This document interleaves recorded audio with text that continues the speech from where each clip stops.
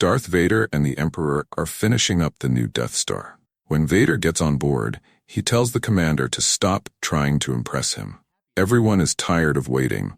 They've been working on this Death Star for 4 years, which is much better than the last one that took 20 years.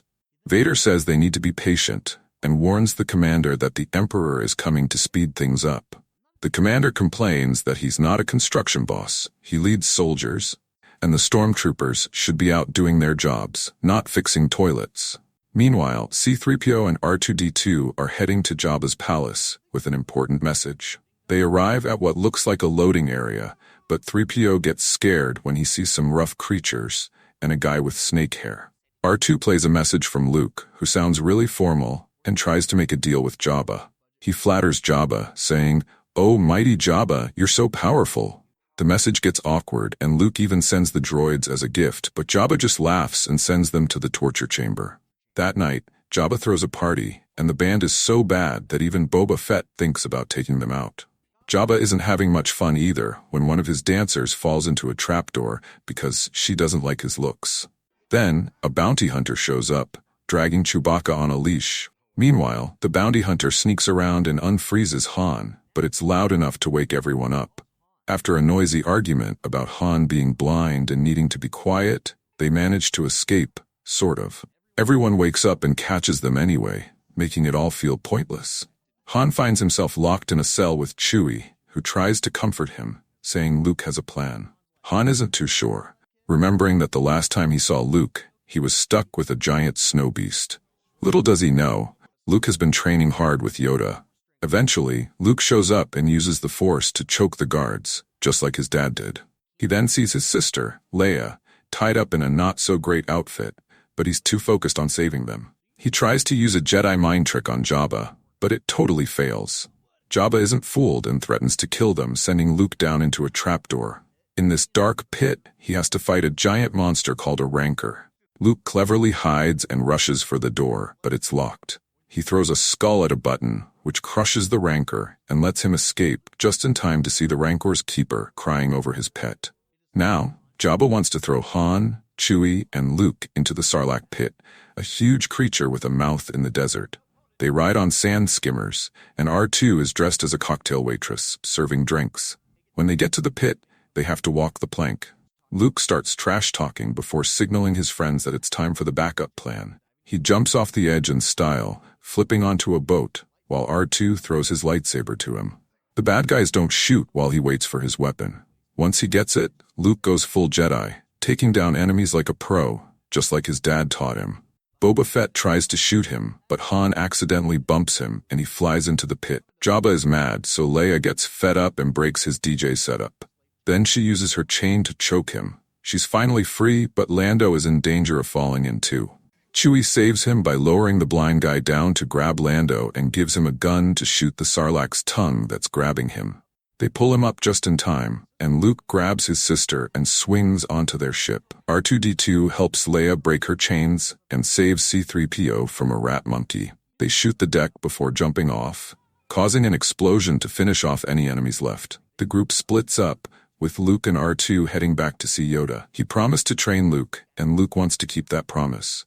Luke lands on the ground, and Yoda greets him with, "Thanks for coming back. I'm about to die." "Master Yoda, you can't die," Luke pleads, but Yoda just wants to finish training him. Yoda tells him to share what he learned, even though Luke hasn't learned much. "Oh, by the way, there's another Skywalker," Yoda adds before he passes away. Luke is sad about Yoda's death when Obi-Wan appears to comfort him. Luke asks why Obi-Wan lied about Vader killing his dad. Obi-Wan explains, "I couldn't do it, so you need to." Luke asks about the other Skywalker, and Obi-Wan reveals, "It's your sister, Leia." He tells Luke to hide his feelings and finish the job. Luke heads back to the base just in time to join Han, Chewie, and Leia for their next mission. The rebels have found the new Death Star and know the Emperor is on board. They plan to attack while it's not fully working yet. There's a shield on the forest moon of Endor that needs to be turned off for their attack. Han tells Lando, who's leading the attack on the Death Star, to take the Falcon for good luck. But Palpatine is already at the Death Star and asks Vader if he's still looking for Luke. "I wish I could ignore my feelings, but I can't." Vader replies. Palpatine tells him not to worry because Luke will definitely come to find him. Bring him to me. Together we can turn him to the dark side, Palpatine plans while giving Vader a bunch of tasks. Vader, feeling unappreciated, waits at the command ship. Meanwhile, Han tries to sneak up on some guards but steps on a stick. Oops. The guards alert everyone. Chewie takes a good shot, and Han takes down another guard, but there are still two more to deal with. Luke and Leia go after them, but their mission is at risk because of their mistakes. Luke jumps on a hover snowmobile and throws a stormtrooper into a tree. Two more set up a speed trap and chase after him. Luke decides to take care of them while Leia stays behind, but a stormtrooper shoots her, and she falls off, watching him crash into a tree. He finally gets back to Han, Chewie, and the small army they forgot about. They wonder where Leia is because the leaders decided to leave their team to search for her. Meanwhile, a teddy bear finds Leia and wakes her up. The bear tries to attack her with a spear, but she distracts him with cookies, and they become friends. But just when things seem calm, they get shot at, and Leia keeps popping her head up. A stormtrooper spots her, but the Ewok saves her by smashing the trooper's shin. Leia grabs the stormtrooper's blaster and takes him out. Han and the others arrive where Leia was attacked, but all they see are wrecked speeders and think she's gone. Couldn't they tell she wasn't dead by the bodies? Someone wonders. They're on a secret mission, so they don't have time to check. They find Leia's hat, which is perfectly fine, and just assume she's definitely gone. Chewie, feeling upset, goes looking for food and accidentally triggers a trap. Instead of pulling everyone to safety, he steps forward and gets them all caught. Thankfully, they're only stuck for a moment because R2-D2 has a circular saw. Just when things couldn't get weirder, the Ewoks roll in, mistaking C-3PO for a god. Initially reluctant to help the humans because they look rather juicy, he changes his tune when Leia struts out in a brand new outfit. The Ewoks decide she's no longer on the menu.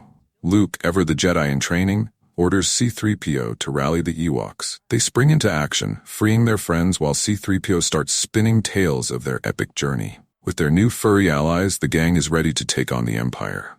Meanwhile, Lando and the crew are probably wondering where the heck everyone is. The Ewoks want to make Luke one of their own, but he's like, thanks, but I'm good. He confides in Leia that he must split because Vader's got a knack for sensing him. Oh, and surprise, he reveals they're siblings and she's got the Force too. Wait, I've kissed you before. Gross, she shrieks. Leia insists he hides somewhere else, but Luke, in typical heroic fashion, is all about redeeming Vader. So he decides to turn himself in because why not? When Vader sees him, he says, "You're just like I remember from my dreams." Which is a little creepy, honestly. Luke claims he's alone, but Vader's not buying it. "You still have goodness in you," Luke insists, but Vader prefers discussing his shiny new lightsaber instead. In a secret plan, Leia and Chewie buddy up with the Ewoks instead of their soldiers. One sneaky Ewok swipes a speeder to distract the stormtroopers, leaving only one guard behind. Han just taps the guard on the shoulder and poof, they're in. Meanwhile, Vader drags Luke to meet Emperor Palpatine. The Emperor uncuffs Luke and sends the guards packing. Feeling confident, Luke retorts, "You can't turn me. I guess we're both doomed." But Palpatine just laughs, revealing, "I leaked the rebel attack information. I'm always 2 steps ahead." Oh snap. Luke realizes his friends are walking into a trap. Back on Endor, the rebels are in a pickle. They can't disable the shields for Lando and the Mon Calamari fleet to launch their attack. Just when things seem bleak, C-3PO calls for stormtroopers, and the Ewoks prepare to launch an ambush with slingshots and rocks. Meanwhile, Leia and Han realize they need R2-D2 to get back into the bunker. The Ewoks surprisingly hold their own against the stormtroopers. Meanwhile, Lando's team is in a tight spot where it commands the Star Destroyers to trap the fleet. The Emperor keeps taunting Luke, urging him to kill him. But just as Luke tries to strike, Vader steps in, saying, "If you're not with me, you're against me." Amidst the chaos, some Ewoks steal a vehicle to rescue Han and Leia, who are still struggling to get inside after Leia gets shot. Luke and Vader engage in an epic duel, and Vader tosses his lightsaber at Luke. Han, ever the trickster, pulls off another sneak attack, and they blow up the bunker. Vader, playing mind games, tells Luke he knows about Leia. "We have to save her." "I can't believe I put her in danger," Luke exclaims. Vader assures him no harm will come to her, which is suspicious, considering Leia is with the Emperor. Vader reminds Luke that Obi-Wan failed to keep Leia hidden, and suggests that if Luke won't join the dark side, maybe she will. This lights a fire under Luke, and he fights back fiercely, slicing off Vader's hand. Not again, Vader cries, frustrated. The Emperor, still trying to manipulate Luke, says he can take Vader's place if he kills him.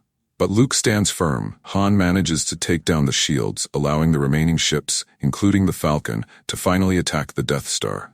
The Emperor starts zapping Luke with lightning, and Luke thinks, Yoda could have warned me about this. Meanwhile, Vader, watching the scene, realizes that even a little zap hurts. Luke pleads with Vader. Vader finally realizes that he is being manipulated all this time, so he pick Emperor and throw him from the edge. Back with Lando and the crew, they're still fighting the Star Destroyers outside. A few brave pilots kamikaze the control deck, crashing it into the Death Star, just as Luke tries to pull Vader to safety. Where do you want to go? Luke asks desperately. Vader, wanting to see Luke one last time, removes his mask, revealing a face that looks like a melted marshmallow. I need you to tell Leia something for me, he says. But don't say I'm sorry for almost getting you executed or for blowing up your home planet. He wants her to know he wasn't all bad.